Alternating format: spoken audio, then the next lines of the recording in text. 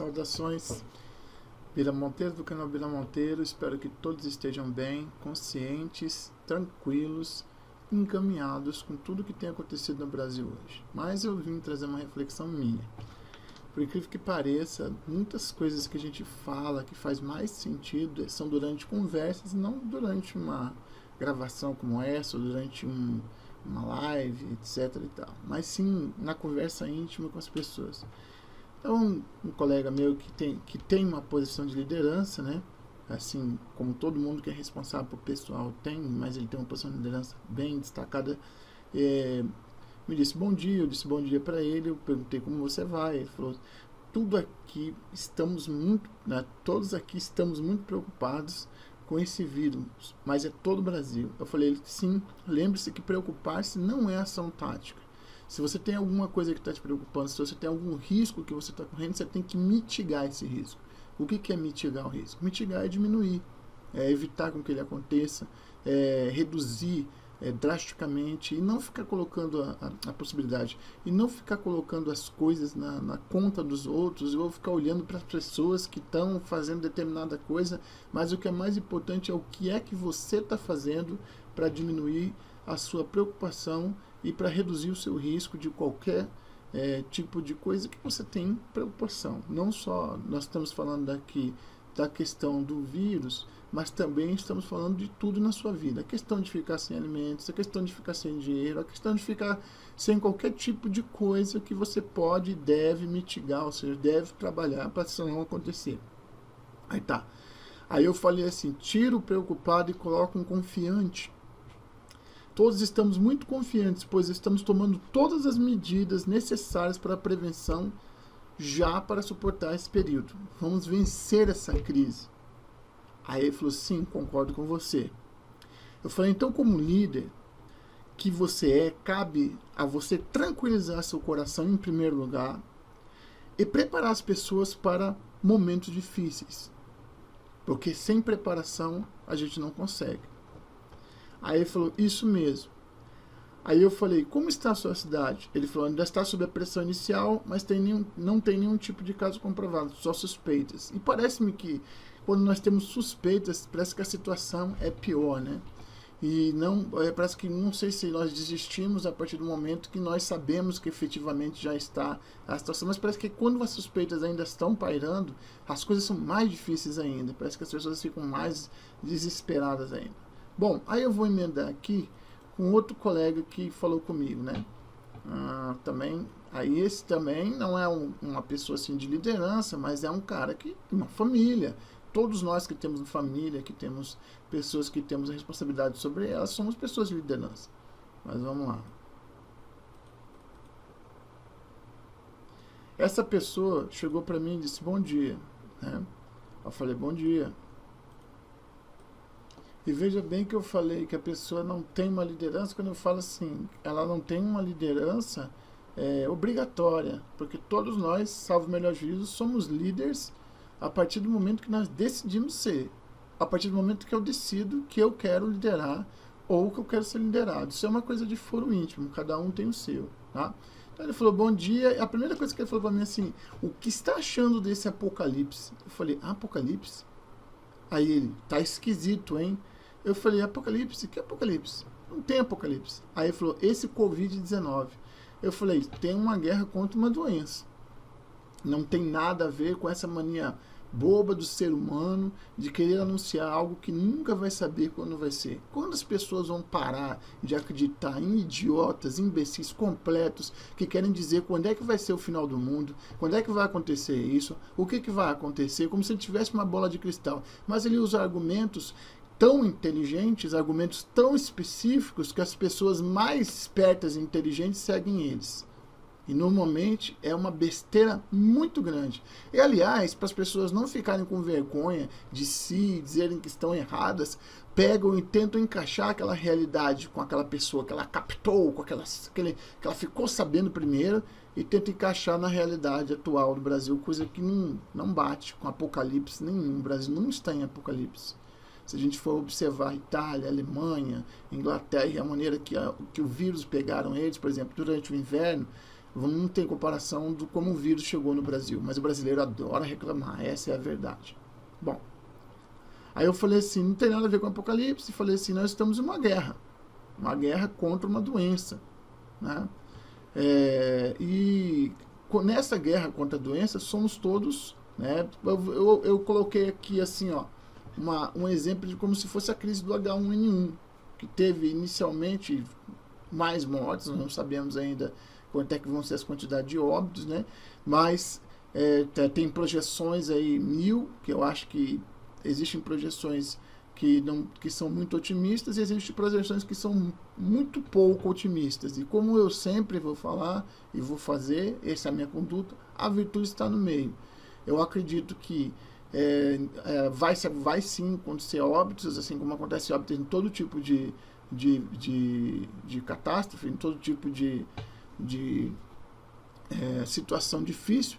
Entretanto, não vai ser tão feia quanto está se projetando. Eu até acredito que a projeção feia seja para que as pessoas tomem mesmo cuidado, porque as pessoas não estão acreditando, né? Mas vamos lá. Eu falei o seguinte, quando você está com dor de cabeça, você não vai falar com um cirurgião geral, né? Um cirurgião para fazer uma cirurgia para te retirar essa dor de cabeça. Você vai tomar um remédio para dor de cabeça. Quando você tem que fazer uma cirurgia, você não vai tomar uma aspirina para fazer a cirurgia. Então, o que eu estou querendo dizer é o seguinte, toda medida que tem que ser tomada em relação a tudo aquilo que está nos preocupando, seja Covid-19, seja qualquer outra coisa, ela tem uma medida correta, ela não tem que ser nem maior, nem menor daquilo que a gente tem que fazer. Tá?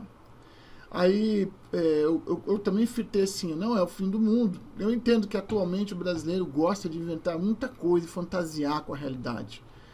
Eu estou acompanhando a parte crítica dessa crise, ou seja, o que é a parte crítica? A parte crítica está especialmente na divulgação de informações, nas guerras ideológicas que estão acontecendo em paralelo com a crise e principalmente no desespero, na autopreservação que no brasileiro é muito grande em relação à vida, em relação à doação e em relação ao próximo também, né? Então, para evitar um colapso, como já foi dito pelo ministro da Saúde, do sistema de saúde, nós temos que nos guarnecer em casa até para proteger principalmente aqueles que estão mais suscetíveis à doença, que não é a grande maioria da população. Os cuidados, de maneira geral, se vocês observarem, são os mesmos para a gripe. Sim, tirando talvez a situação do isolamento e da transmissibilidade, ou seja, da possibilidade de você transmitir, receber e transmitir a doença, tudo que está sendo dito bate muito bem com uma gripe, apesar da veemente, vamos dizer assim, da veemente discordância das pessoas em relação a essa situação. Existem muitas pessoas que gostam de exagerar situações e gostam de transformar tudo em drama. E existem pessoas que não aceitam drama como eu. Eu prefiro tocar o barco em frente, tá? Não estou minimizando nada, estou dizendo que eu não vou me descabelar, tá certo? Nossa imunidade tem que estar boa, é igual para gripe. O gripado não sai de casa, ele fica em casa. E o que é recomendado para o gripado, em 99% dos casos, é ficar em repouso, se alimentar bem, alimentação líquida, bastante, alimentações que sejam fáceis de ser absorvida pelo organismo. Lembramos do caldo de galinha da vovó, da canjinha, né?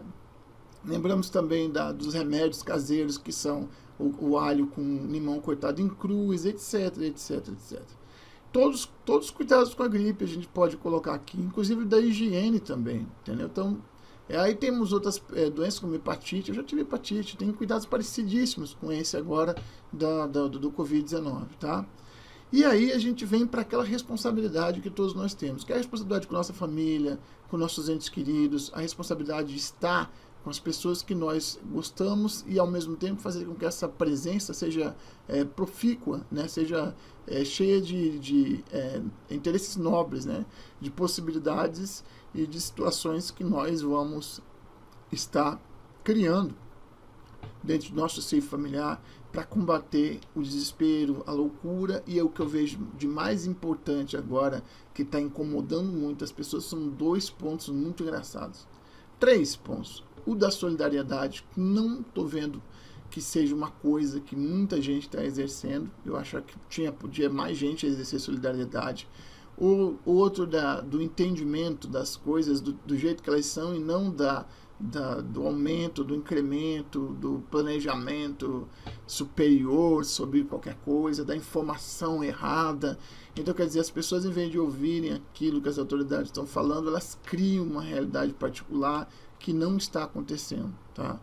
Por último, o medo de ter que ficar em casa, do medo de ter que se isolar, o medo de ter que cercear os seus passos, a sua locomoção para onde você gostaria de ir, com uma finalidade específica, e sim colocar isso como se fosse o final dos tempos, já correr para um texto bíblico, blá blá blá. Não adianta você tentar querer definir quando é que vai ser o final dos tempos, porque só Deus sabe quando vai ser.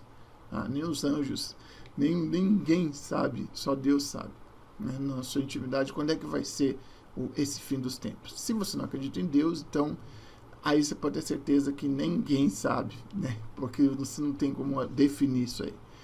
No final de tudo, nós vamos ter que ver se o que nós fizemos nesse período foi realmente o que deveria ser feito, ou se nós deixamos a desejar, e aí, sem racionalizar e colocar a culpa nos outros, assumir a responsabilidade naquilo que nos é inerente. Era isso que eu tinha para falar. Muito obrigado. Um grande abraço.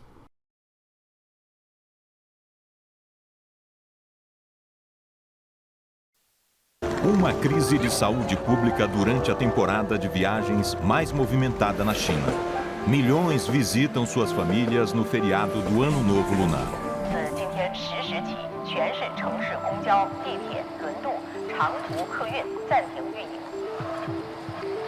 No meio de uma epidemia de um vírus mortal,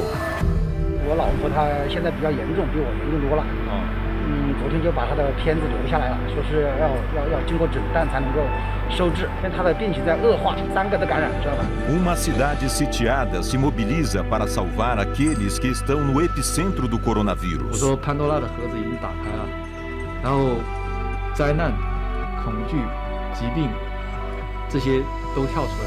Hospitais sobrecarregados de pacientes.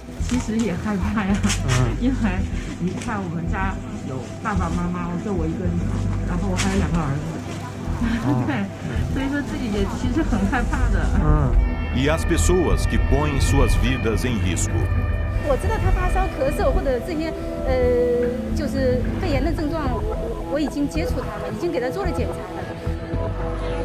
Começa a corrida para conter a infecção. 本来自身很多年，然后就是为了应付这些，就在危难的时间能够顶上去。 Epicentro, 24 horas em Wuhan.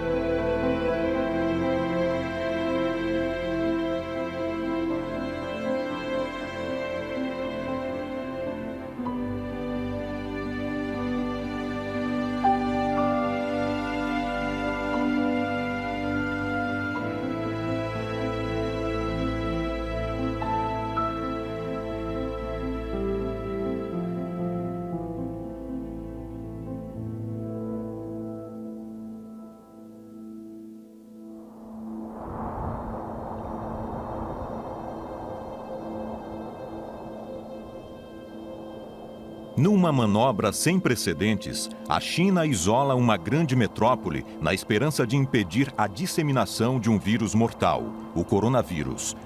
Durante o principal feriado do país, o Ano Novo Lunar, Wuhan, cidade com mais de 10 milhões de habitantes, foi isolada.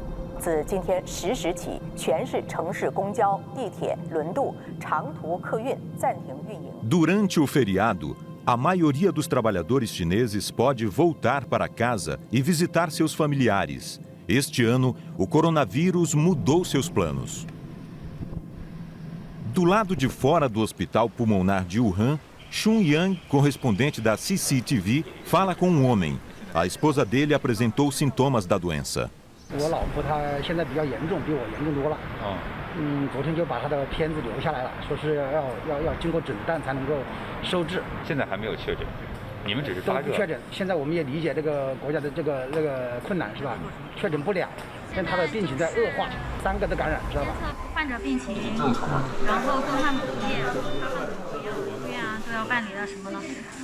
O senhor, que só quis ser identificado como Lei, mora com a esposa, a filha e a mãe. 我觉得最大的困难就是我家里必须还得要我这个非常生病的病人来照顾。我在这边照顾老婆，看病我还要牵挂家里，还要牵挂妈妈那边。70多岁，我病了，他一感染那就不得了，知道吧？你把你的这个姓名、联系方式写下来，交给我们，好不好？ No dia seguinte, Xun Yang liga para saber como Lei está se sentindo. 今天会去医院吗？大概什么时候去？会去医院的，但是我现在爬不起来。哦，那看来还情况还蛮严重。家里另外2个人的情况怎么样？那天你跟我们说，老伴儿啊、妻子啊，和这个老母亲啊，状况都不太好。都不是很好。等于现在一家3口都还没有确诊。 对，没有确诊。现在谁的情况更严重一点？我老婆。这2天最高的温度是多少？39度8。曾经到39度8。Lei acredita que sua família está apresentando sinais do coronavírus. Em Wuhan, os insumos médicos estão em falta.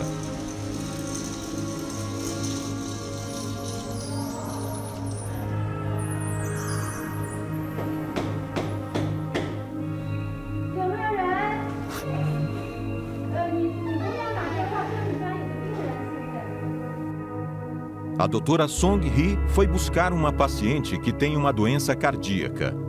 Mas...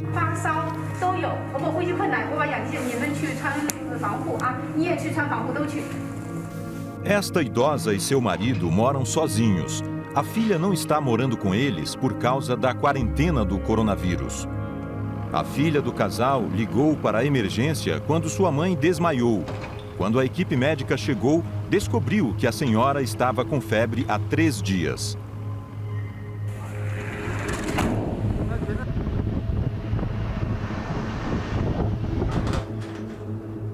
Ela foi levada para o hospital Shanhan, um dos 28 indicados para combater a epidemia. Com o aumento no número de infecções em Wuhan, as equipes de emergência estão trabalhando sem parar, mandando pacientes para os hospitais. Quando os hospitais superlotados se recusam a admitir mais pacientes, os médicos precisam negociar. Hoje, essa senhora deu sorte. Os funcionários do hospital concordaram em interná-la.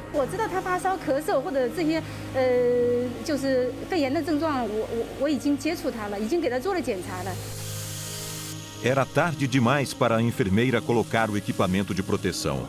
Depois, ela mesma se desinfetou.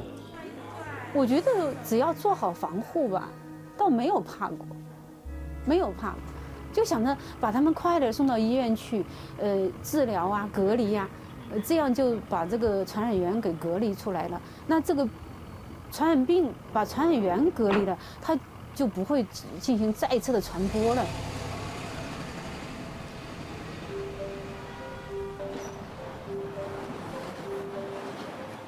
Lei foi levado para o hospital e oficialmente diagnosticado com coronavírus no dia seguinte.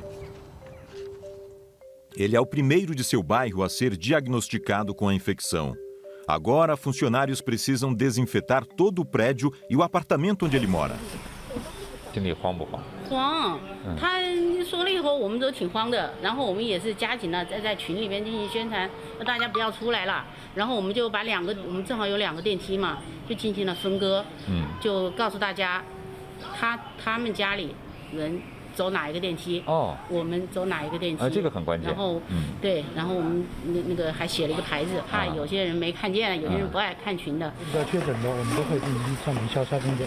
这是一套必要的程序。对，必要的程序。陈伯伯，你好，刚才那个于田跟联系了没有的？这里跟到我们专业的跟平行小撒啊，您不要恐慌，然后您可以有么问题可以问我们专业的人员啊，他们都在剧院，您放心啊。好，来您那个。来妈妈们门开一下子吧。您有么困难就给我们讲啊。这里都有我们的电话啊。Somente a mãe de Lei, de 76 anos, continua morando no apartamento. 你好，今天2个体温啊，来把帽子取下来一下，帽子。好，你看头戴好。对，每天可以晒着太阳啊，蛮好。晒着太阳消个肉啊，这是好事啊。蛮香。好，你套好就行了。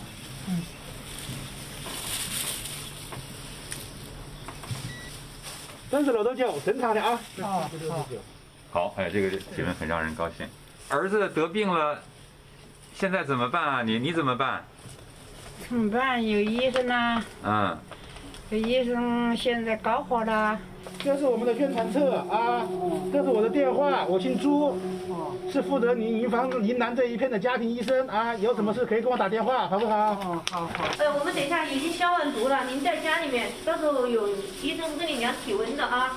医生里有我们的电话，您要是有什么需求买菜的，我们会给您提供上门的。然后我们到时候会提前跟联系放在门口，您自己拿进去啊。好，谢谢你们。对，有什么事还是给我们打电话。好。再见。好，再见啊，好。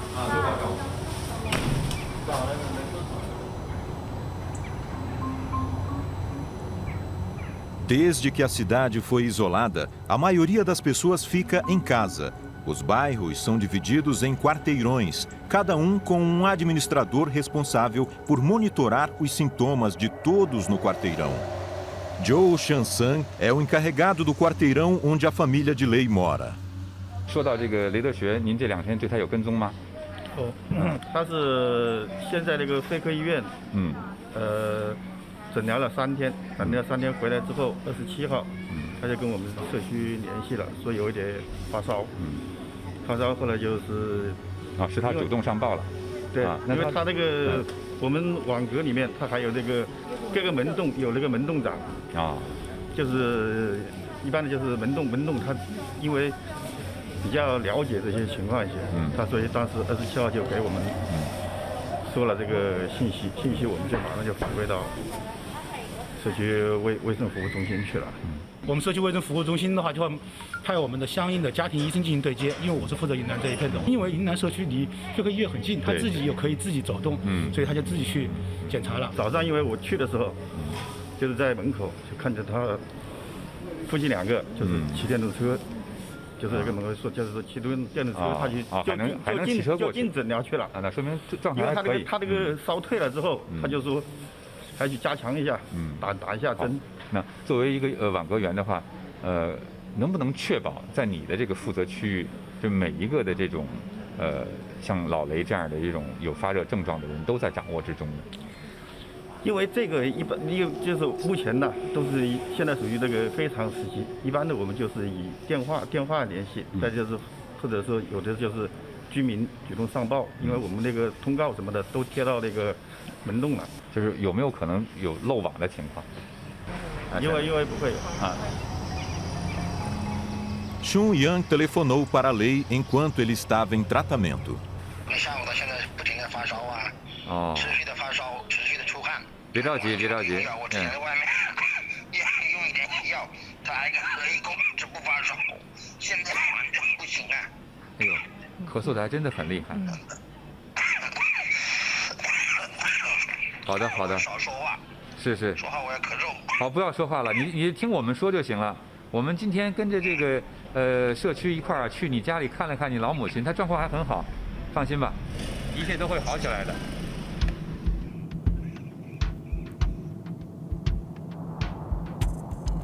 O Hospital União de Wuhan fica no lado oeste da cidade. Do 2º ao 15º andar, foram criadas alas de quarentena para pacientes com coronavírus. O hospital tem regras rígidas. Nada pode ser levado para dentro da ala, nem mesmo nossas câmeras. 不行的，我们都没有带东西进去。我们都不能带手机进去。我们里面专门配了一台那个手机。我们专门自己，我掏钱买了一个台手机，18005。我自己买了个新手机放在里面，那个手机是永远都不会拿出来的。除了这个疫情结束了以后，到时候我们把它裱起来，把它留作纪念。 Tudo o que entra na ala de quarentena fica por lá. A equipe médica precisa usar 2 camadas de roupas de proteção, luvas, capas para os sapatos, máscaras cirúrgicas e óculos de proteção. 我的脸都破了。对啊，里面都是水口，不然的话我这样戴没法戴，太疼了。 Convencemos os funcionários do hospital a nos deixar entrar com uma câmera, que teve de ficar submersa em desinfetante por um dia inteiro depois das gravações. Os médicos e enfermeiros trabalham 6 horas sem intervalo. Não podem comer, beber e nem mesmo ir ao banheiro. 领导给我们用了那个纸尿布。现在穿了吗？今天没穿。今天没穿，平时有穿是吗？有。那如果说咱们如果想上厕所的话，就只能憋着，是吧？ O Dr. Tan Tin não vai para casa há 2 semanas. 我是刚给那个一个病人上了一个尿管，然后把那个操作的第3层时候给它抽掉。 Ele diz que pacientes muito doentes precisam de cuidados especiais. 慢慢出现这个氧气不足，那么他的意识就不像刚开始那么清晰，他们会有一些谵妄啊，或者是做一些无意识的活动。这时候你在上呼吸机或者做一些治疗的时候，你就会有很多困难。但是我们一般都是医生和护士一起协助一起完成。 As campainhas dos quartos tocam sem parar. Enfermeiros estão o tempo todo atendendo os pacientes. Trocar fraldas faz parte das funções da enfermeira Zhu Peipei. 我们好多护士上了6个小时班出去之后自己吸氧，自己在吸氧。吸氧的。对。 As equipes médicas precisam ficar em hotéis, longe de suas famílias. O trabalho da enfermeira Zhu a mantém afastada de sua filha de 3 anos. 有2个礼拜，2个礼拜，非常苦。晚上下班很晚，中午回去的时候他都睡了，就是我晚上回了宾馆以后想让视频的时候他已经睡了。 Depois de seu turno de 6 horas, o Dr. Tan pode finalmente tirar o equipamento de proteção. Seu corpo está coberto de manchas vermelhas. 你工作的时候一直在忙，就也顾不上，反正就感觉没那么痒。对，洗完了以后，把衣服脱完了以后洗完。那要多久会消呢？可能要休息，就是6到8个小时吧。 As equipes sofrem uma enorme pressão. Apesar disso, o Dr. Tan continua otimista. 我说潘多拉的盒子已经打开了，然后灾难、恐惧、疾病。 这些都跳出来了，然后，但是这个盒子里面最后的一样东西，就是我们看这个希腊神话里面他说的，就是希望。只要希望还在，那么之前的所有这些都不会是问题。 É o trabalho de funcionários e médicos, como o do Dr. Tan, que dá a esperança de que Wuhan conseguirá superar a epidemia. A seguir. 如果问问你的话，像小雷的话，他算是有一个密切接触者，你现在心里怕不？我不怕呀，不怕。这个我们自己的话也经历过非典的，都有一些以前有一些经验嘛，所以我觉得这个疫情肯定迟早是一个时间问题，肯定会过去。你还特别勇敢，一直都很支持。一开始我是很焦虑的。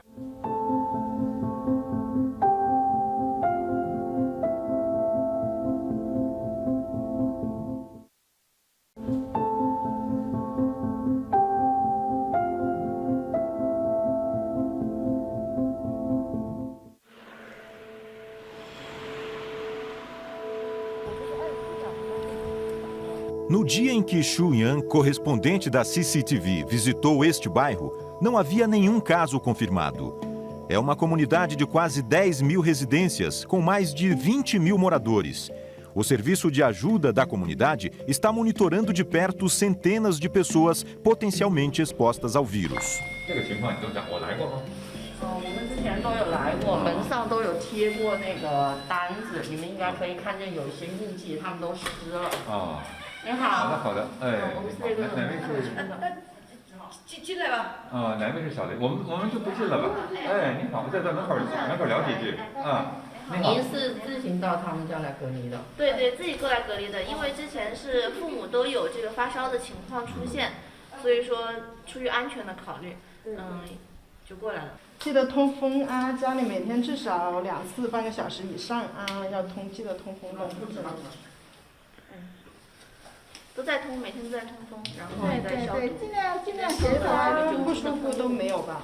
没有不舒服。没有不舒服的，其他跟我这个交流你也看得出来。那你在这边亲密接触的人，像你们，情况怎么样？我们都挺好。都没问题。都没问题。没有任何症状，家里也有一个。比较好，我们家里比较注意，像每天通风啊，包括你像有太阳，我们就晒被子干嘛的，尽量去做一些这样的一些预防的事情，这样的事情。好的。8次消毒液呀，然后这个门口也放了这个酒精的。调的那个酒精的那个喷的，然后就只要有进来会喷。所以我也想问问您，就是像他们这样的这种亲密接触者，他们自己在家里进行自我的这种隔离、自我的这种消毒也是可以的。可以啊，不过最好的就是他们跟他隔开。如果说因为不是每个人都有条件另外住一间房子的，住一套房子的，所以一般就是他们可以。隔离者就是单独在一个房间里面，然后保持通风，然后如果说你需要接触，就是尽量保持1米以上，就是这样的。好，你听到了这个医生的话。好。平时多喝水，多吃蔬菜，然后还要戴口罩是必须的，就是你在家里戴口罩都是必须的，不能说是不戴口罩，因为这种情况的话，你还是正在隔离中，隔离的话，你还是要把口罩戴好。是的，戴着口罩，一天24小时都戴着口罩。对。如果问问你的话，像小雷的话，他算是有一个密切接触者。你现在心里怕不怕？我不怕呀。不怕。这个我们自己的话也经历过非典的，都有一些以前有一些经验嘛，所以我觉得这个疫情肯定迟早就是一个时间问题，肯定会过去的。你还特别勇敢，一直都很支持。一开始我是很焦虑的，因为毕竟我父母是生病了，然后我是很焦虑，担心他们，然后他每天也是在安慰我呀，然后我们一起去关注这个事情。谢谢联系。谢谢小雷。感谢。好，感谢。不要担心你父亲。Como conversar pessoalmente traz risco de contaminação, o correspondente da CCTV, Xun Yan, fala com Lei por videochamada.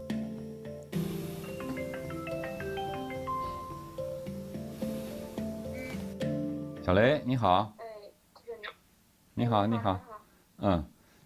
对，我看到你戴上口罩，我就放心了，因为我打电话的第一个目的就是想看看你在家里是不是也要戴上口罩，无时无刻。是戴着的，我跟这个家里其他的人一样，都是戴着口罩。都要戴着的哈，那就好啊。那我第二个最关心的就是你今天的体温怎么样？现在我夹着，然后参加采访好了，我让那个朋友去拿一下。那也可以，因为我们最关心的是你的这个体温。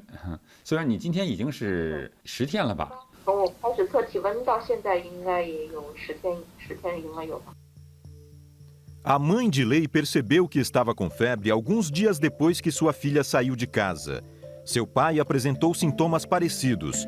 Os hospitais estavam com dificuldades para receber o número cada vez maior de pacientes com febre. 最高烧到了多少度？我母亲最高是烧到了39度8。对，她就是大概在发烧的第3天，烧到了39度8。当时真的家里每一个人都急得不行。我的父母呢，就是说，他们说觉得就是我在家里，一方面我帮不上忙，另一方面我极有可能被感染。他们最主要表达的一个想法就是说，我是他们唯一的女儿，如果我感染了，他们俩就可能完全没有心思再去管他们自己了。如果全家人都感染了的话，就谁也指望不上了。所以我父母就紧急的就说，让我必须离开家里，就是最后我们全家人一起决定，就是让我出来。Lei ligava para os pais todos os dias. Ela anotava o estado de saúde deles. Aos poucos, sua mãe começou a se sentir melhor. 就我出来之后，最为煎熬的，除了说担心以外，就是你也不敢频繁的去打扰他们。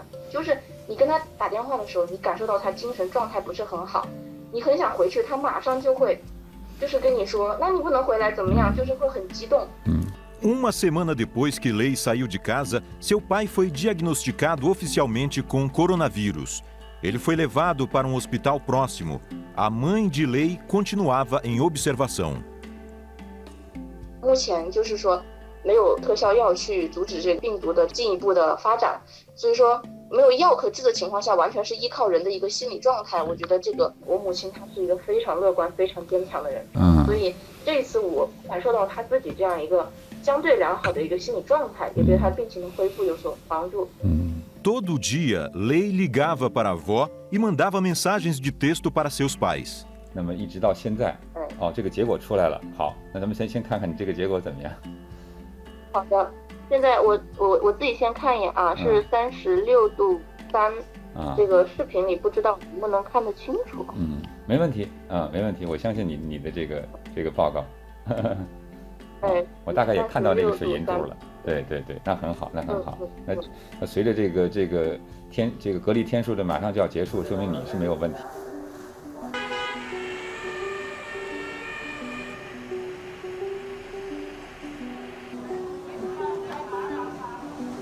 Com a disseminação do vírus mortal pelo país, os hospitais ficaram sobrecarregados.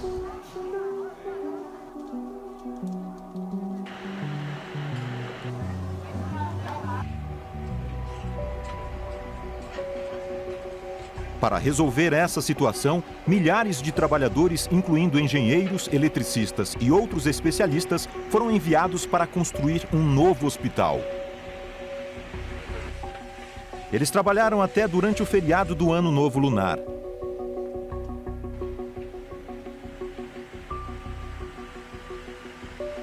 "当时我们就定下了3个原则，第一个原则就是时间要快速建造，因为在目前这种形势之下，时间就是生命。第二个呢，就是对环境应该是完全没有污染，周边的这个建设环境。第三个呢，就是一定要保证我们这个医院的工作人员的工作环境是安全的，就是说能够把这个院内的交叉感染降到最低。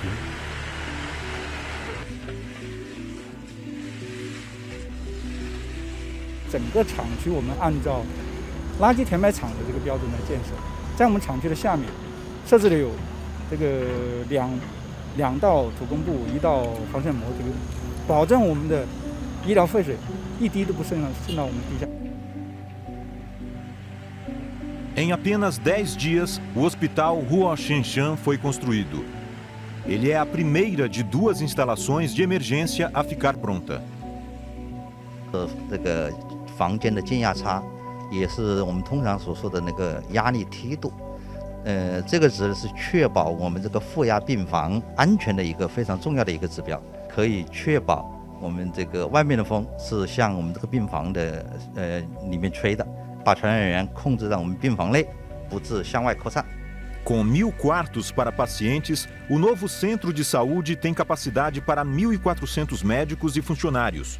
O hospital abriu as portas em 3 de fevereiro de 2020.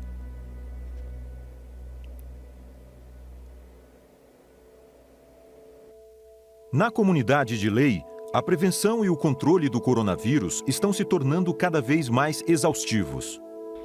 是不是这个疫情以来，每次这个工作量增加了非常？那不是一点点多，我每隔一天我就是24小时在这里。我今天已经是不进去，现在上午都已经走到2万步了。走2万步都干什么？上午这么多片区医院都要跑啊，我们有7个测量点，要安排人员呐，每个点位都要去检查一下看医院呐，还有那个电梯里面我们也去检查它消毒了没啊，那个垃圾桶啊，都消毒了啊，或者是都清洗了没有啊？都要看的。所有这些工作都做完。A comunidade de Xiluochen conta com 28 funcionários e voluntários. Eles visitam todos os dias as casas e observam seus moradores. 和社区网格员对1名密切接触者的4包1模式，每日入户随访，对密切接触者进行居家医学观察。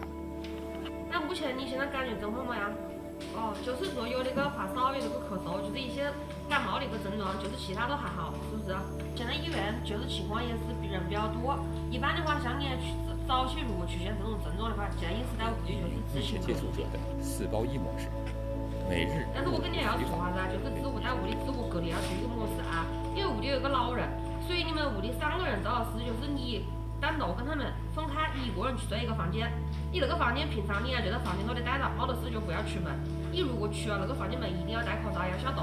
目前那个症状，医生也是说疑似，对不对？他也没有确诊，所以说你也不要给自己有心理负担，对不对？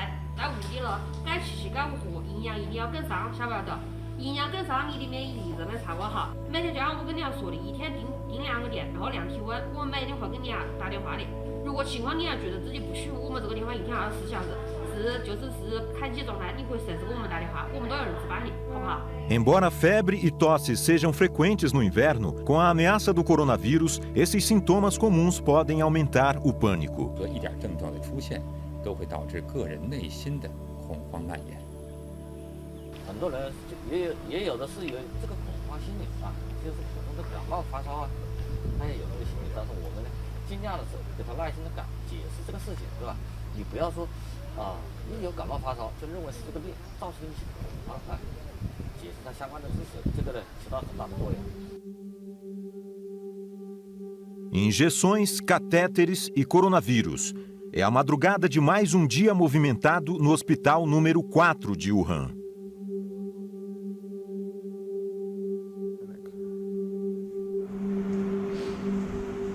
我给你拔掉啊！今天的针打完了吧？好了。 Jiang Sida, de 26 anos, é enfermeiro desde os 18 e juntou-se à batalha contra o coronavírus quando a cidade de Wuhan foi isolada. Agora, ele está morando num hotel perto do hospital, com colegas médicos e enfermeiros, uma medida para evitar a disseminação do vírus. 因为之前听到一个那个协和医院的男护士长在汶川地震的时候支援，然后很羡慕他，然后觉得他很厉害。 谁想成为跟他一样的很优秀的男护士？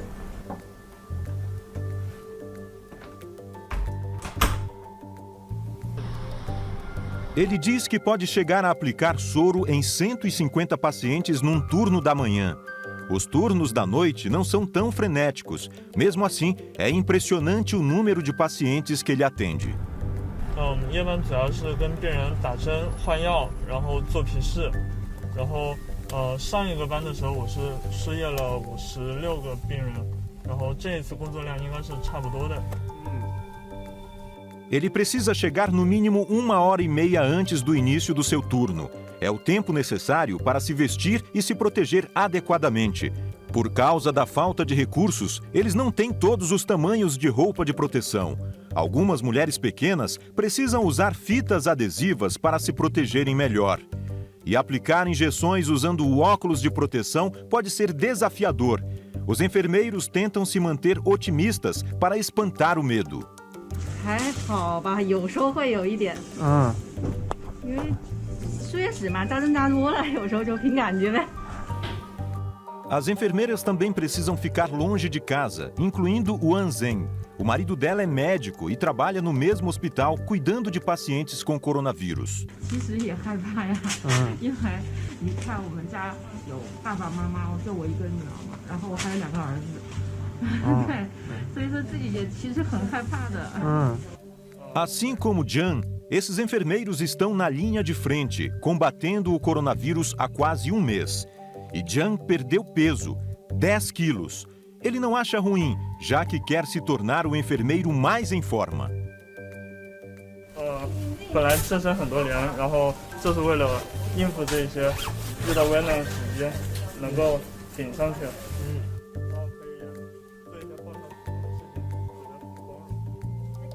Devido à falta de recursos, não havia um traje de proteção para que nosso cinegrafista entrasse na sala do soro, onde estão os pacientes com coronavírus. O enfermeiro Jiang pegou nossa câmera e mostrou o que havia por lá.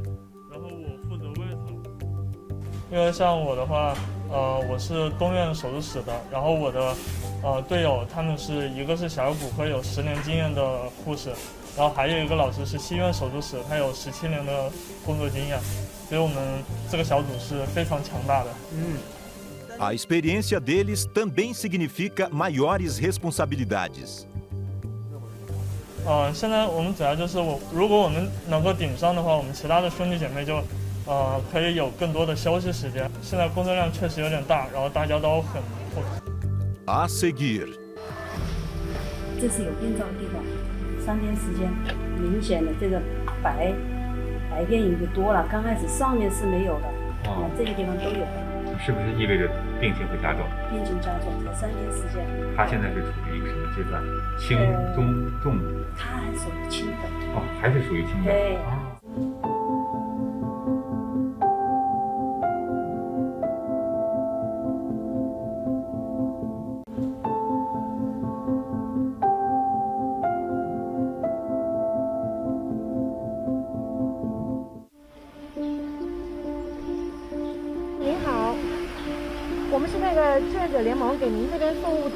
Estes voluntários vão ter um dia e tanto. Sua lista de afazeres inclui encher caixas de luvas e outros materiais de proteção, doações vindas de toda a China e do resto do mundo.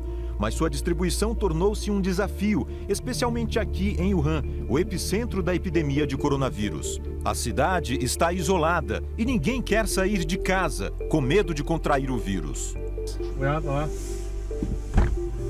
Aqui está Wu, mãe de 2 crianças e proprietária de um spa. Hoje ela é voluntária.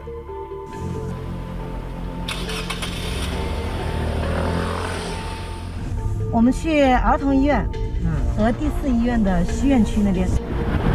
我们找那个郝主任，他是在前面嘛，那个收物资的地方。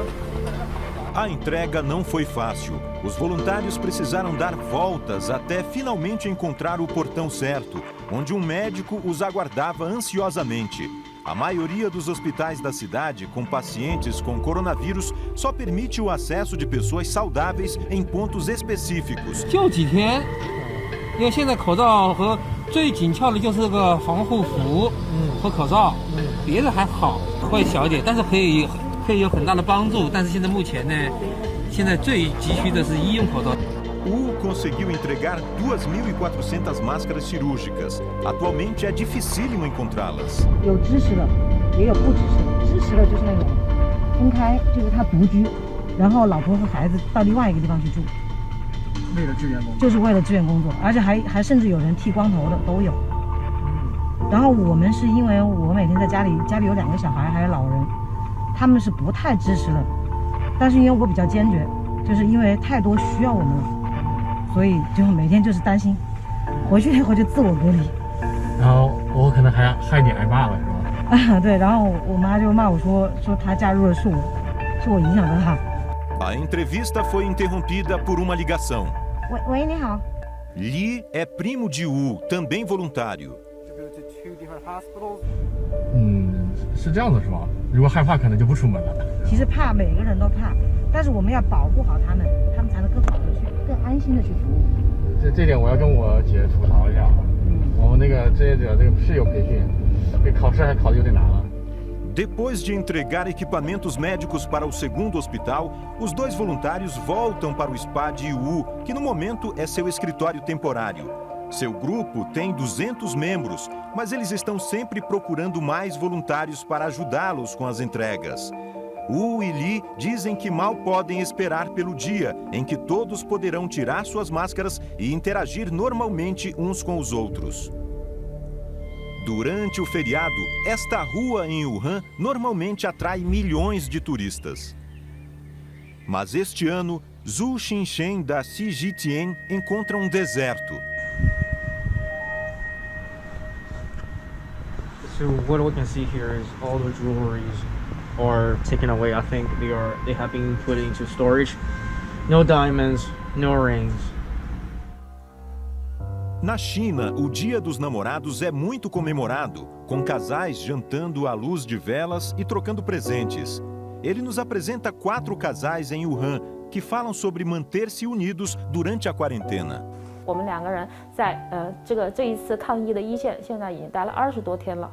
我和他原定于2020年2月2日的婚期因为一场意外到来的疫情被推迟。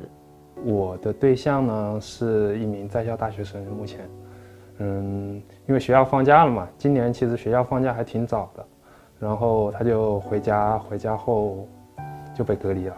两个在一起半年了，这次封城，因为武汉封城的原因，然后男朋友就没有回老家，然后我们两个人就决定在家里就一起隔离，相互有个照应。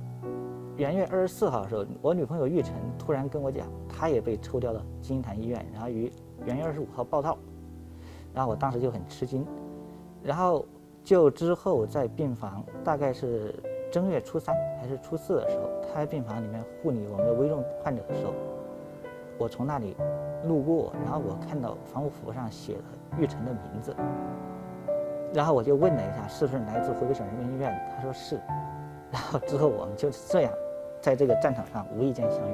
就是说他本来说是回去的，然后我说要不在我家先吃个饭，然后再回去，但没想到吃个饭，第二天早上起来武汉封城了，就回不去了。还没有吃饭，对那一天我们是23号是封城，24号是除夕，好像是不是？反正就很快发展的都很快。就准备要回去了，但是我想这都已经就是因为我们是提前得知封城的消息，我们那时候还没睡，其实是有8个小时的空档期，我们是可以走的，所以我跟他商量一下，我说其实我们有想过要不要说，包括你家里，这是实话，包括你家里人跟他，我说要不要一起回我老家，因为稍微远一点，所以疫情稍微好一点。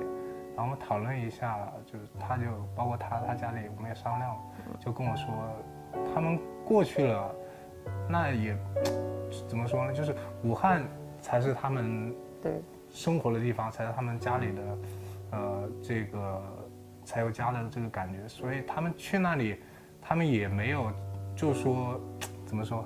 就不想去，就想留在武汉，对，跟武汉共进退。对，就是他们觉得去哪都一样，这里他们反倒觉得才有安全感。对，基本上是我们在工作的状态下是看不到的，就是下班还是可以拍。对，下班了不起就是说，我记得我有一天嘛，就是一个那个患者他递上来的那个处方笺，我在看，这是我老公开的，是他名字哟，就只是可以看到名字。结婚纪念日期是情人节当天嘛？对。09年2月14号。我相信这次疫情给每个人都会留下一个深刻的记忆，对吧？我们也不例外。我觉得没有影响，反而增进了感情。怎么讲？因为我平常工作也挺忙的，然后给他打电话的时间其实不是很多，然后现在疫情把我们束缚在家里。就只有每天说说心里话呀什么的，互相鼓励扶持，就觉得感情还是加深了很多。每个季节都会拍一张背影，然后现在就还差一个春天的，你可以看到是夏天的，然后秋天的，冬天的，然后我们还差一个春天的，然后我们就说好，就是等武汉好起来了，然后我们就去武大樱花园去拍一张春天的，然后放在上面变成4张，就是代表我们一起走过春夏秋冬。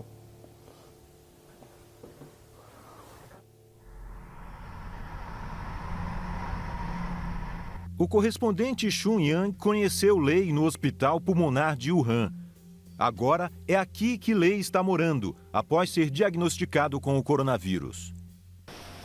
这个是第一次的元月24号来我们医院就诊的时候做的 CT 这是有病灶的地方，3天时间，明显的这个白变影就多了，刚开始上面是没有的，这些地方都有了。是不是意味着病情会加重？病情加重，才3天时间。他现在是处于一个什么阶段？轻、中、重？他还属于轻的。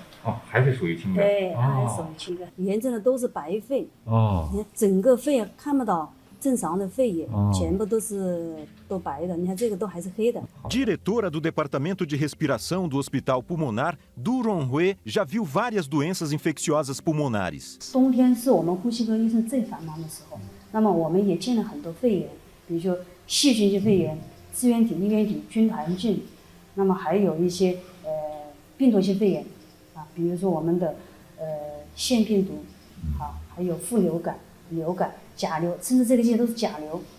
Mas em 3 de janeiro, Du encontrou anormalidades nas tomografias de um grupo de novos pacientes. 一下子就来了5、6个，而且他这种影像学呈现出来的跟我原来所见的这种肺炎是不一样的。他们这些病人的肺炎很相似，像一个人。打个简单的比方说通俗一点，都很有特点。要么就是在下肺炎，沿着这个胸膜平行于胸膜分布的，这种毛玻璃白的，然后要么就是沿着支气管、血管束分布的。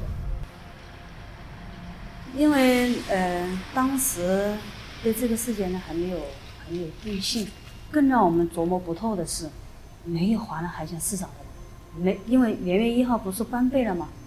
华南海鲜市场关闭了，后来来的人就没有华南海鲜市场接触史了。那这一部分肺炎跟我平常见的肺炎不一样，我就马上跟院领导汇报，我说这部病人我们要在发热门诊要留观，不能放到我们的呼吸科病房来，而且他们要隔离。我的医生马上要启动，我接诊的医生要启动我们的2级预防。2级防护，我一定，这是很关键的，这个地方是很关键的。你如果说把一个有这样新型冠状病毒肺炎到我结核门诊就诊，到我呼吸科门诊就诊，而我这些包括在这里看病的病人，包括呼吸科和结核科，包括我的医生护士，他们都是只戴一个口罩的，就是相当于一个标准防护，没有上升到2级防护，那这院感就很可怕，很可怕了。所以这一次的话，造成呼吸科很多呼吸科是医生和护士发生这院感的事情。会不会就是说，您提出这些主张啊、举措，会不会，比如说院里面觉得你大惊小怪了？当时有没有想过这些？院领导应该还是非常尊重我们这个专家的这个判断的，对，还是非常尊重我们专家的判断的。自始至终强调，就是这个15年的院感的事件的话，尽量不发生，尽量是零感染。院领导理念也是这样的啊。A doutora Du nos contou que novo paciente de coronavírus que está em estado crítico havia sido transferido do Hospital União de Wuhan para o seu centro de terapia intensiva. Em 7 de janeiro, esse paciente estava fazendo uma cirurgia no cérebro. A equipe médica de 14 pessoas foi toda infectada. No dia em que Xun Yan o visitou, Lei conheceu Zhao Lei, diretor do Departamento de Infecções do Hospital Xierre. 两位主任大概说一下，就是这位病人现在是一个什么状况？病绪也在有相应程度，相对各项指标相对来说比以前要好一些，有些趋于平稳，但是目前的话状况只能说是目前相对平稳，相对，后面的话还不一定，也不能说是乐观，后面还要过很多关，感染的关，功能恢复的关，肠内营养的关，还得要这个就是免疫力恢复起来的这几道关，这几个关口都过去了，最后还得看他呼吸功能的残留的状态到底有多少。如果残留状态还行，不过现在看的好像还可以。如果这几关都过了以后，基本上就可以在普通病房慢慢再进行康复。就是说，我们作为这个感染科来讲的话，我们应该说还是要这个加强自己的业务基本功。同时呢，我们就是对一些这个隐患，可能也在这个不断的学习中，不断的跟这个新的这个疾病的这个斗争中，可能会积累更多的经验，然后把这些经验可能以后用到对一些未知疾病的这个防控上面去。Xun Yan ficou sabendo que alguns dias atrás, todos os 14 profissionais infectados haviam se recuperado e recebido alta.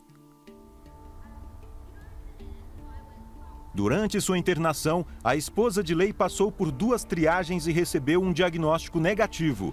Em 1º de fevereiro, ela voltou para casa e ficou em quarentena com a sogra.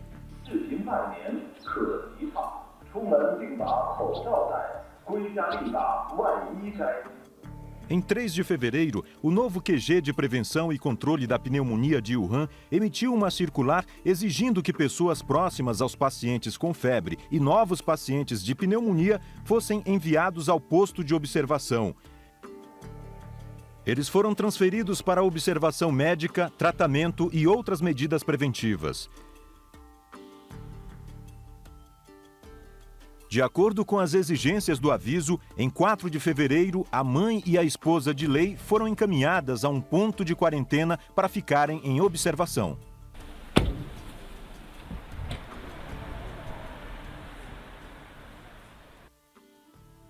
Em 3 de fevereiro, Lei, que havia se tratado no Hospital Pulmonar de Wuhan, enviou uma mensagem por videochamada relatando: "A situação continua muito boa. Com exceção da tosse, não tenho outros sintomas. Hoje de manhã, o médico me informou que o resultado do teste feito ontem deu negativo."